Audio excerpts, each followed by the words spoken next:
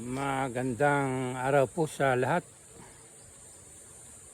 Narito po tayo sa isang bahagi ng bundok Tilaok.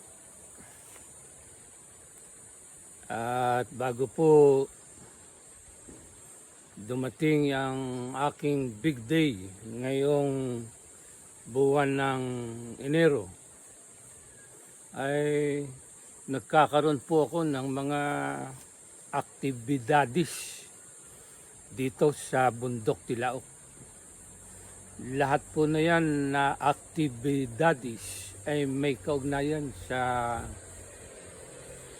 agrikultura, yung pong pagtatanim.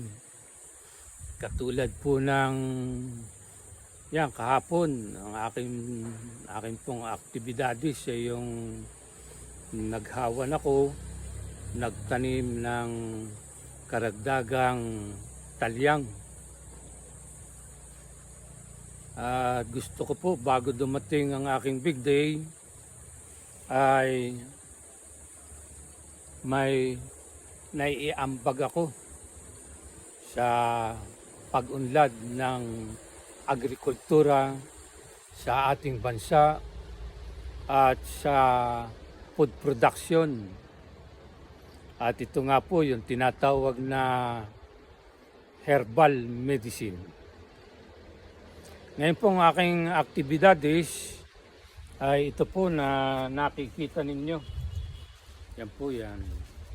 Luyang dilaw po yan. Luyang dilaw. Nasukalan po. Nasukalan. Pero mga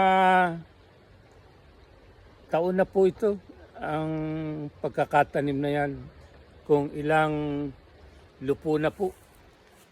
Kapag sinabi po na lupo, yung nagpalit na ng dahon at namulaklak na.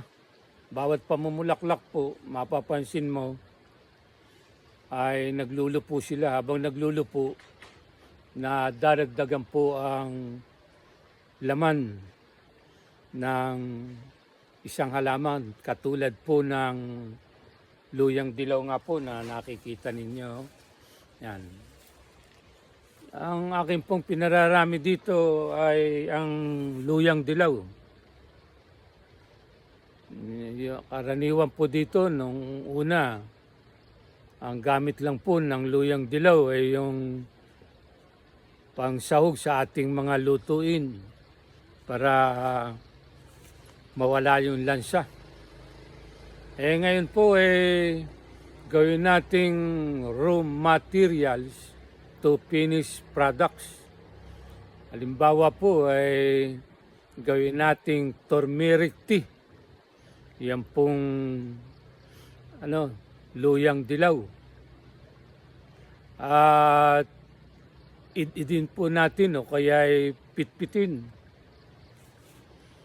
Kumuha po tayo ng isang medyo malaki-laki na bote o plastic na bote. Mas maganda po yung sa bote talaga, yung medyo mababasagin. Ingatan lang po nating mahulog at baka po mabasag. Lagyan po natin ng mga nabibili o nakukuha na oil para sa massage. Ipangmamasahe po. O kaya naman po dito sa gana ang niyog, gagawa po tayo ng coconut oil. Iyan po ang isa sa mga nagagawa ng luyang dilaw. Pangalis ng lansa, pwedeng gawing turmeric tea, at pangmasahe sa mga napilayan, sa sinasabi na sumasakit ng ating mga kalamnan, pangmasahe. Napakagaling po. Meron nga po ako diyan niligyan ng epicacent oil. Yan pong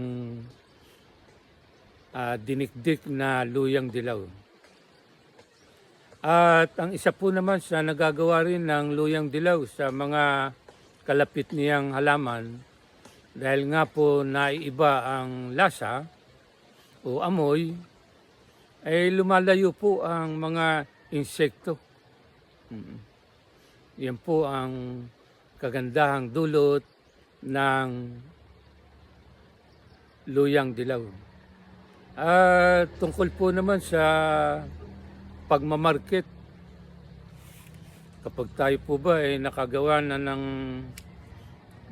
turmeric tea, kuha lang po tayo ng tea bag, ilagay po natin yan.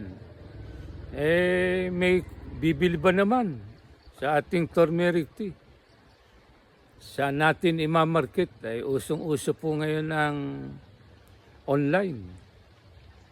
Di ano po tayo,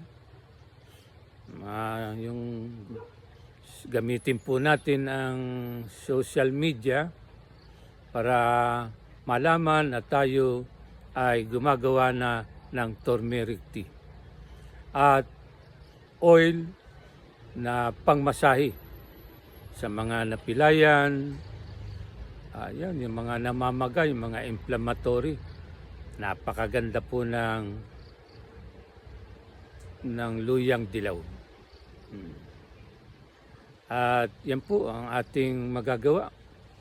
At isa po yan sa nakikita ninyo na luyang dilaw. Yan po. Ay tayo po ay dahil po nahawanan nga ay atin pong nasukalan, atin pong hahawanan. At ang gagawin ko po ngayon sa araw na ito ay yung tinatawag na uplanhawan. Hahawanan ko po yan para lalong yumabong ang kanilang mga puno at magbigay ng mga laman. Ang kagandahan po nitong aking luyang dilaw yung po bang native. Mas mabisa daw po yan, mas magaling yung native na luyang dilaw. Tulad nga po ng nasabi ko, isa po sa aking layunin bago dumating ang aking big day ngayong buwan ng Enero ay gumawa ng mga aktibidades para po bang handog ko na sa aking sarili pagdating ng aking big day na nakagawa ako ng isang magandang bagay para sa kaunlaran ng ating agrikultura at parang handog ko na rin po sa aking sarili. At hawak ko po itong yung aking tungkod. Hindi po ito tungkod ng matandang Moises. Mapapansin po ninyo na kaya ako'y may tungkod ay ito po, yung slope po. May pagka-slope po ang lugar na ito. Pag hindi ka po nag-ingat ay baka mahulog ka. Kaya gagamitan ko po ng tungkod. Mahirap na po yung mahulog ka, mapilayan. Kahit sabihin po na itong luyang dilaw ay mabisang pang massage sa mga napipilayan.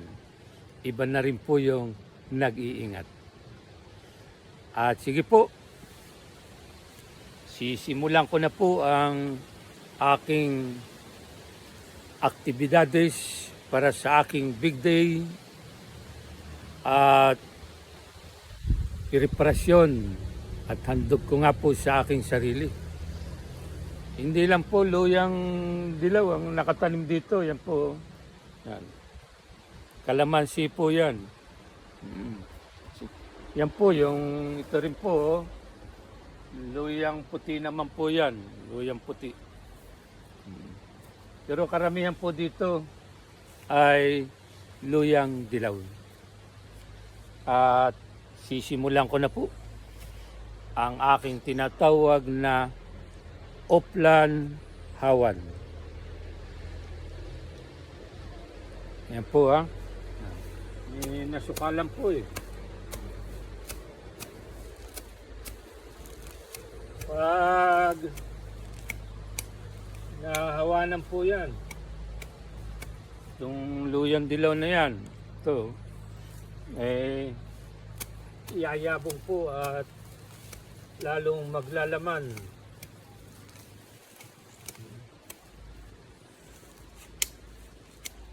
At maganda rin po yung mga raw material po nito, yung luyang dilaw.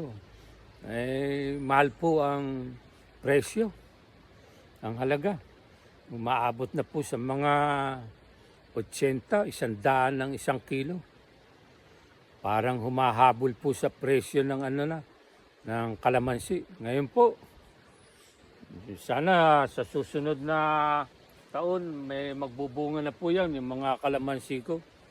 Ang mahal po ng ng kilo ngayon ng kalamansi, 200 po. Kaya yan po, hahawanan ko na rin po yan. Oh. Yan, yung naisa po na yan. Oh. Yung kalamansi po na yan. Yan. At po, magpapatuloy po ako sa paghahawan.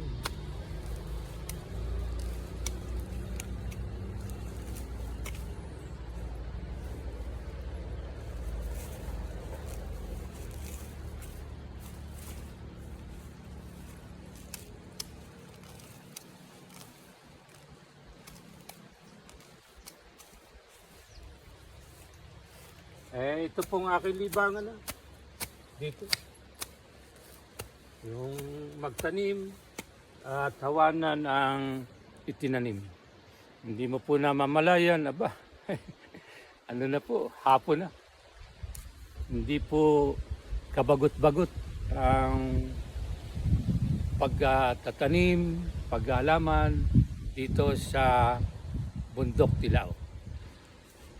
Yan po.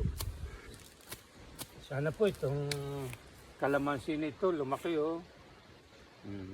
Kung kailan ko lang po itinanim, yung pong ibang naitanim ko, nagbibigay na po ng ilang bunga.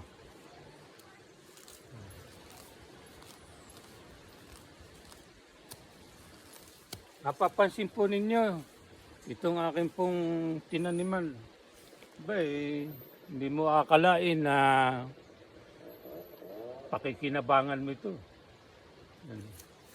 Basta po bahagi ng lupa, yung pag-aralan, taniman mo, at magbibigay ng bunga o biyaya. Katulad po nito, luyang, ano po yun, puti.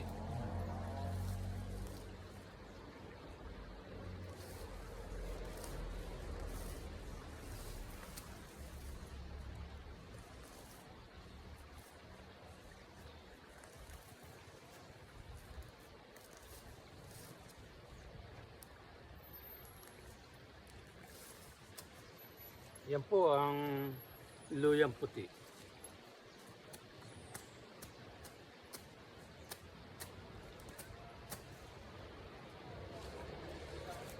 Sige po, mga idol followers. Akin na pong ipagpapatuloy ang aking Oplan Hawan o Oplan Paghahawan sa mga tanim kong luyang dilaw. Pangalis ng lansa, pwedeng gawing tibag, pwedeng ihalo sa pangmasahe, sa masasakit na kalamnan, at napilayan, at ang presyo po, maganda po. Maaring maging karagdagan sa ating pang-araw-araw na pangailangan, lalo na po sa pinansyal. Salamat. Salamat po sa inyong lahat. At sana makasama ko kayo sa aking big day.